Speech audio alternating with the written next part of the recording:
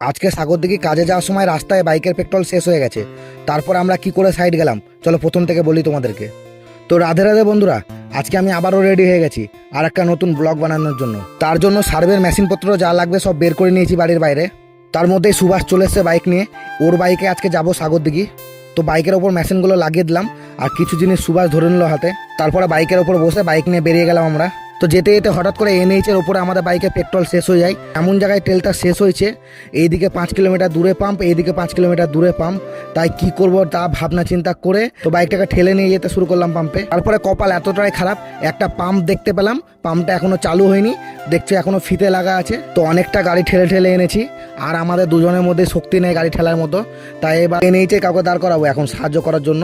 তো অনেক লোককে হাত দেখিয়ে দাঁড়াতে বললাম কিন্তু কেউ দাঁড়ালো না। তো ফাইনালি এই দাদাটাকে আমরা দাঁড়াতে বললাম। তো এই দাদাটা ভগবানের মতো এসে আমরাকে বিপদের হাত থেকে সাহায্য করে বের করলো। আর এইদিকে সুভাষ একটা জলের বোতল আনতে চলে গেছিল, ওই গাড়ি থেকে তেল বের করে আমার গাড়িতে দিব। তাই পরে তোমরা একবার দাদাকে দেখো, নিজে হাতে তার গাড়ি থেকে তেল বের করে আমরাকে দিচ্ছে।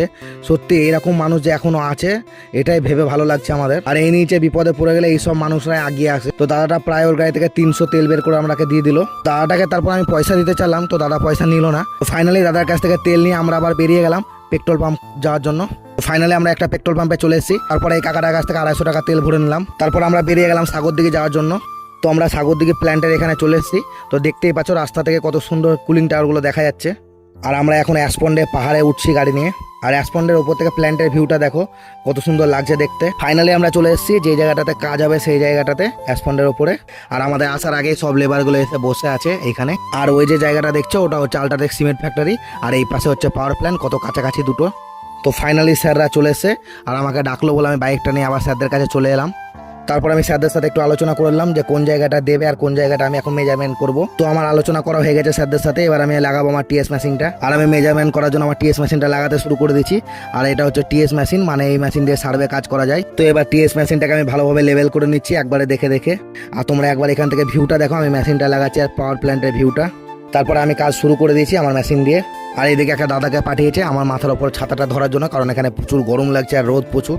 তারপর আমি দাদাটাকে বললাম আমার মাথাতে ধরতে হবে না, তুমি মেশিনের ওপরে ছাতা ধরো। আজকে কিন্তু গরম প্রচুর পড়েছে আর অ্যাসপন্ডের মধ্যে ছায়ের থেকে আরও বেশি গরম লাগছে আমাদেরকে। তো ফাইনালি আমাদের কাজ শেষ হয়ে গেছে। এবার আমি মেশিনটাকে খুলে বাক্সের মধ্যে ভরে নিলাম। তারপরে বক্সটাকে তুলে নিয়ে বাহুবলীর মতো বাইকের দিকে নিয়ে চলে যাচ্ছি আমি। তো ফাইনালি আমার কাজ শেষ, এবার আমি বেরিয়ে যাবো এখান থেকে। তো কাজ শেষ করে আমি বেরিয়ে গেলাম এখান থেকে। তো আমি বাড়ি যাই, দেখা হবে অন্য ভিডিওতে। ভালো থেকো।